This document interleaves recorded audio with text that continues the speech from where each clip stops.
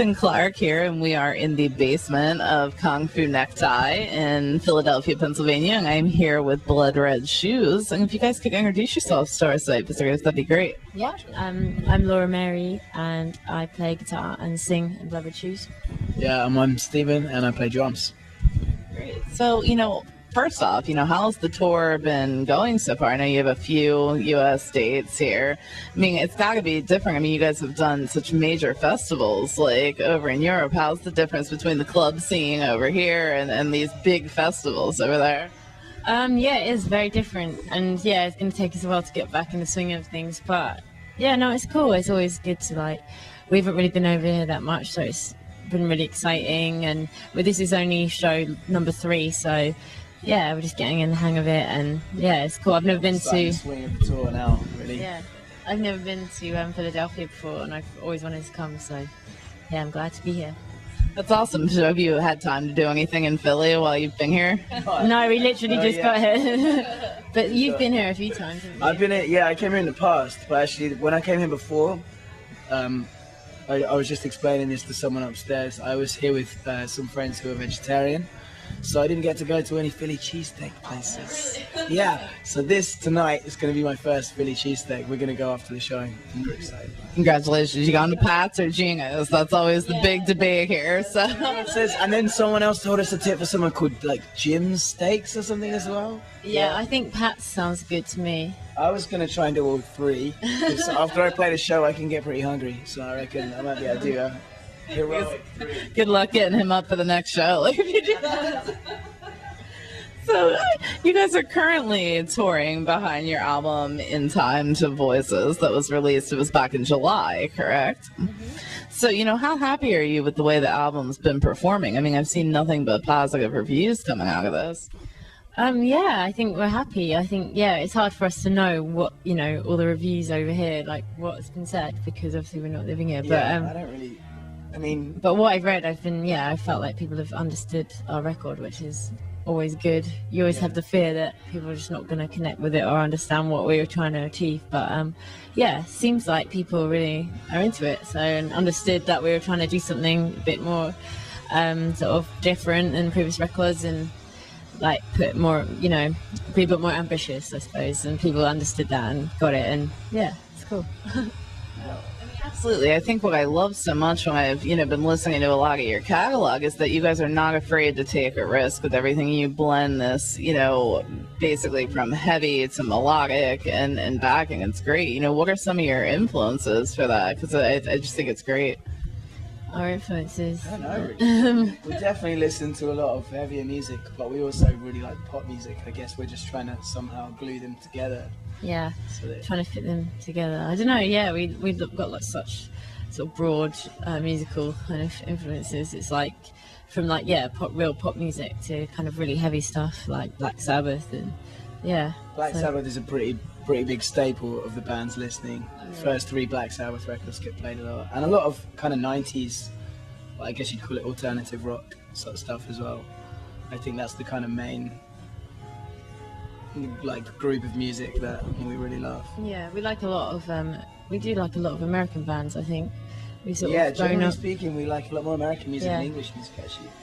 Yeah, which is kind of unusual. From a few things like PJ Harvey. Yeah, apart from Led Zeppelin and stuff like that. But so, is there any bands that you're currently listening to right now that you're really into? Actually, I really like a band from Australia called Tame Impala. I've been listening to quite a lot. And what else have we been listening to that's new? Oh god. The last records I bought are like Mark Lanigan. He's definitely not new, but his new record is great. Yeah. It is good. I'm trying to think The Hives. Actually, they're not even American. Amazing. Yeah, they're great. Yeah, totally. And I really like a guy we saw in festival. It's totally weird, called Willis Earl Beale. I don't know if you guys have heard him over here. It's really hard to explain the kind of music he made. He's like a cross between like a beat poet and a soul singer, and then bits of his set sound like Tom Waits. It's a totally weird thing, and by complete accident I saw him at a festival, and it was one of the best things I've seen this year. He was amazing. Really cool. So You guys have worked, you've had the same producer since it was like 2008 with your debut. So, you know, what continues to challenge you, like with working with the same producer? Like, how does he kind of, you know, keep reinventing you guys like each time? Well, I don't know. It's just been like a relationship. I guess the reason why we've like worked with Mike for 3 records is because we always had this thing that we wanted to progress like with someone else, like so that they understood us from the beginning to now. Yeah. And I think that will be the last record we make with Mike. But we wanted to do 3 with someone, the same person, to just like for them to kind of come in and not know us, I felt like was kind of a weird risk or something for us. I think like having like the same guy understand us from our first record to now, it was kind of crucial to sort of get in there and already have this working relationship. I think it can be kind of awkward, and we just like the idea of it. I think a lot of bands that we look up to have, you know, done the same thing. So if you look at a lot of the really great records, the bands stick with the same producer for quite a while, and you end up working as a team. And it's not like, oh, we want to make a different record, so we just need to hire a different guy. It's like, actually, if you all grow together, then you can actually kind of further your relationship, and you can get something more interesting out of it, which I think definitely worked out for this record that we just made anyway. I think now it's time for us to do something else, but it was good. Well, for the 3 records. Yeah. So, you know, back in 2008, when you had your debut album, to the band that has just created your new album, in what ways would you say that you've grown and changed, like, throughout that process? God, yeah, so much. We changed. Yeah, that's a big question. We've changed a hell of a lot, because I think we just went from being blindly excited about our bands to actually, as we went along, understanding what our band is and what we're actually trying to do, because you don't really know what you're making until you start doing it, you know. And in that time, I think we've come to understand a lot of things that we do and don't want to do, and I think we've come to learn how to play our instruments a hell of a lot better, how to use our voices, but we've learned. I feel like a totally different person to what we were when we first made that record. I know, I mean, even just as people, we've just been growing up, so it's exciting. So for each one of you, do you have a pivotal music moment that occurred in your life, you know, be it a show you saw or an album you heard that said, hey, like, this is what I want to do with my life? Actually, when I was really young, I was probably like 10 or something, age like that. I was at my grandma's house, and on the TV was Elastica Connection video. And I mean, I really like Elastica, but I wouldn't say they're like my ultimate, you know, band. But that moment of seeing Justine Frischmann with an electric guitar singing and stuff and playing guitar, I was like, I don't know what it was, but I just thought I want to do that. And I did. So I definitely had that kind of moment. I was about 10. Yeah, I never had that. And I don't remember anything where I was like, something really changing my mind or making me, I just, pretty much as long as I can remember, I always just wanted to be in a rock band. I don't know there was no real defining moment that made me go, this is what I want to do. I can't remember not feeling like this. I suppose your family are quite into music and stuff, so you wouldn't have had a moment. You were just brought up with it. I was just brought up around a lot of rock and roll music and a lot of stuff that it was just, I think I just always wanted to do it, and no one ever gave me any kind of hint that it was something that I couldn't do, so I just always did it. Do you remember the first album you purchased with your own money? Yeah, with my own money, it was Bad by Michael Jackson. Yeah. But the first record I really loved was from my dad's record collection was actually Born in the USA, Bruce Springsteen, which I used to listen to loads when I was like 8 years old. Totally loved that record. Oh, my record. I can't, it's like a bit vague, but I remember the first sort of singles I bought, and one was a Bjork song on tape. But I think the actual record. Singles, man. Yeah. And then I think I remember having Bad as well, but I don't think I bought that. I think my mum bought that. But I remember giving my sister the money to buy Jason Donovan record. You know Jason Donovan? Yeah. I didn't know whether it was like, but it's not good. But But I think like we paid for it and then we took it back and taped it and then sent it back and got my money back. So we got best advice. You're leading the way for music piracy. Yeah, pretty much. That's early music piracy days. So, I mean, you guys have done two, phenomenal videos recently. There's the video for Cold and the arm wrestling video. So, what was that like to make? It was really fun, actually. The arm wrestling one was really fun, yeah. I'll be honest, most videos can be kind of boring and like it's not as fun as they mostly look. But actually, that was a laugh and like, the wrestling guy. Oh no, he just was someone that he's like number 11th in. You don't hang out with bodybuilders much, do you? I wish I did. I'd look pretty cool hanging around with someone like that. More bodybuilders actually, that would be quite cool. But no, he was just casted in for the video. But he's like number 11th bodybuilder in the UK, and going for the number 2 title as we speak, I think. And he was just drafted in, and it was our friends who made the video. Whose like idea it wasn't anything to do with us. But yeah, we just thought it sounded cool, so. Yeah, and it was fun. Probably because the producer bought like 100 beers for everyone. Yeah, I just got all the extras and other people. I was like, right, if we're gonna do this right, everyone needs to get loose, drink some beers. So you have plans for any more videos to come from any other songs off the album? We do actually. Yeah, one by the same director, which isn't finished yet. We're not actually in this one, but someone cool is. Yeah. But yeah, reveal that we won't really reveal anything yet, but it'll be a good one. Yeah, there's one more coming from this album anyway, and that'll be the last one, I think. Well, we definitely look forward to that. And what are your plans for after this tour? You have plans, to take you through the holidays and everything.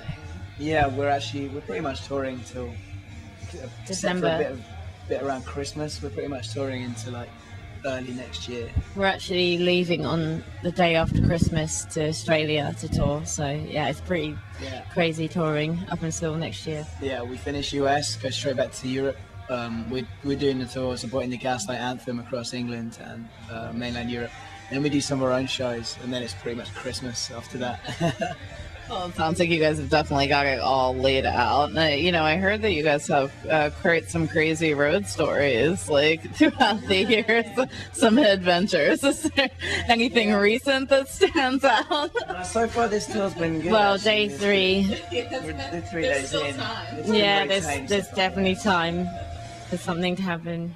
Yeah. No, I mean, last time actually, on our last US tour, we had a night in New York that was.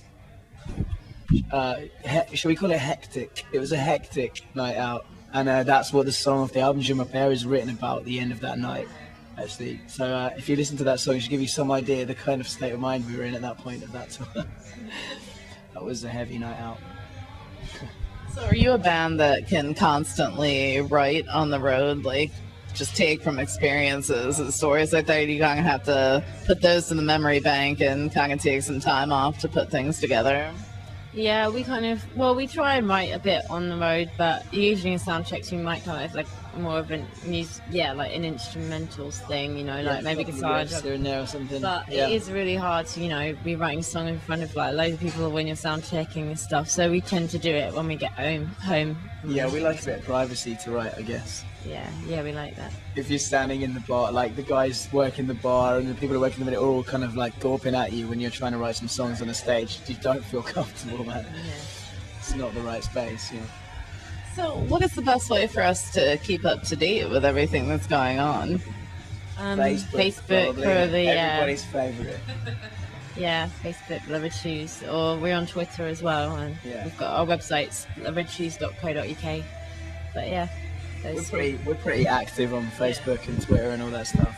How do you feel about the uprise of social media, as a way to promote music now? I mean, it's definitely been something that's really, really taken off within even the last 2 to 3 years. Yeah. I've got real mixed views on it because it's really cool on one hand, and then the other hand, it's just like there's so much stuff now. It's like you can't even begin to find what you're looking for. Yeah, there's so much fucking junk everywhere. So much crap from every band. It's just generating so much stuff all the time. It's like you gotta sometimes wonder, do we need to make another YouTube video diary? Like, do we need to do this? Do we need to just keep putting on this crap? It's like, You're just sort of fighting over the amount of stuff. Yeah, it just ends up being like people don't see stuff, and it's just a bit. Yeah, I don't know. I have sort of mixed views on it. I think it's cool for other like bands to get out there, obviously, and it's helped us. You know, the internet's been part of the reason why anyone even comes to our shows here. You know, so it's like a real mixed opinion on that. I could sort of argue it for what's good about it is it takes the power away from like the media or the big companies who have it all kind of sewn up and have the contacts to put all the bands on TV or on the radio or the budget, and it means if a band's just really good and people tell other people, that everyone can have access to it and hear it, and you can watch bands get really pretty big actually just from the internet without any like big financial backing, and that's really great. On the other hand, that means that any band can put whatever they want up, and you have to sift through a lot of stuff to find the real. The funniest thing is like coming from even a journalist standpoint with it, we kind of get the same amount of stuff dumped on us that we're weeding through, and it's like bands are sending out their own press kits and they're sending out their own thing, so we're weeding through everything like the same way. It's absolutely crazy. So no more do we depend on like labels to send things. It's kind of absolutely. Well, I want to thank you guys so much for taking a few minutes out to speak with me, and hopefully you will enjoy the rest of the tour here. And is there any comments you'd like to share with fans or site visitors? What are you going to share? Well, actually, it'd be cool if every city we go, someone tells us somewhere good to eat, because we're massive foodies. We like. That is true. If you can help us, then tell us where the best places to go, so we don't go to like terrible places. You don't get poisoned on tour. You can survive to the next town. I don't know what else to say. Well, thank you guys so much. I appreciate it.